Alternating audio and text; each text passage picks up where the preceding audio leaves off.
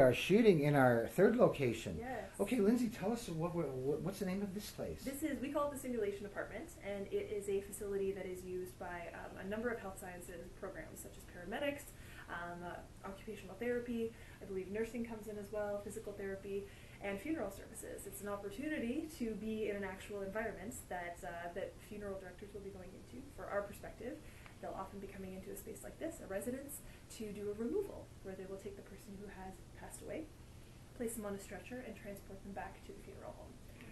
Yeah, so it's an opportunity for them to come in with a real operating stretcher and figure out how to navigate walls and corners and how to delicately, often with an audience of family members, remove somebody from either a pretty standard position of death or something that might be a little more unusual, like if they were to pass away in a chair or on the floor in the kitchen or in the bathtub, for instance. How can they physically maneuver someone?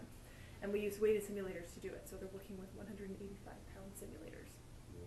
Yeah. Wow, this is quite a project. It's let's great. let's walk into the boudoir here and see how you've set it up. So, I see. Yeah, so we have a couple of different scenarios. What are these devices? Those are from the OTA PTA program. They're Yeah. leverage devices. Oh. So oftentimes in senior living, for instance, these are materials that a funeral director will come across if the person has been, having a suction cup resting arm to help them move up and around, usually near the toilet or near the bed. Can you show us how they work, or do we not? We don't really use them. Yeah, so they're just, but at least we can have a look at it right Sure. here. Yeah, they would just adhere to the wall, kind of like that one is. Yeah, that's what that sticks there at those points. So that gives it. So these would be like temporarily placed. Yes. Very interesting. And then we can look inside and we can see right through the bathroom. Let's have a look in the bathroom Sure. area. Love the bathroom. It's my favorite.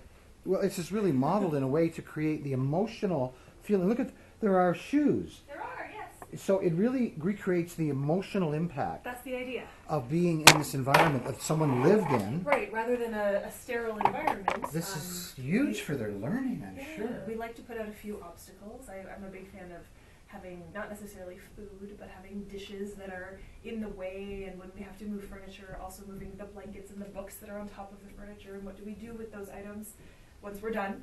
How do we replace them so that the family isn't left with a gaping hole where their loved one once was and now is not? So this is the bathroom. It's also clear so that students can stand in the other room to watch. But for us, it's great because we can work on either deaths that might have taken place around the toilet or in the bathtub, and how students can best navigate getting somebody moved out of that space and out of this room, which is very narrow.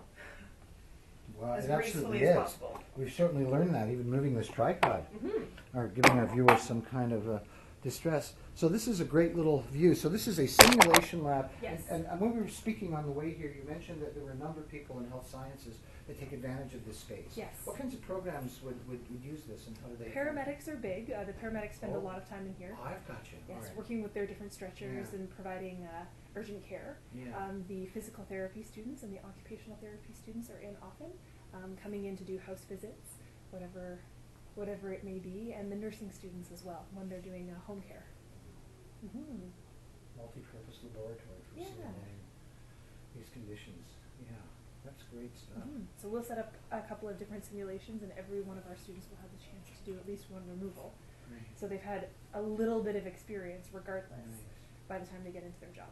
Well, hopefully we can use some of these VR techniques to maybe make experiences like this Sure. more available, so that students can be familiar, or Mhm. maybe do some background work. Mm-hmm. I would think, for example, as an OT, from what I know, which is very little, that how you would get someone to set up their shelves Yes. so that they may have difficulty with motor, Right. and where is their sugar, where is their coffee?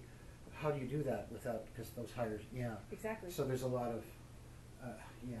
Well, and for the paramedics too, because they're often doing emergency care, there are a number of different aids that they have to put out that are, they have like model vermin or prescription drugs that are scattered around the room, and how do you best read a scene in order to provide the most critical care for that patient. That's fantastic. Yeah.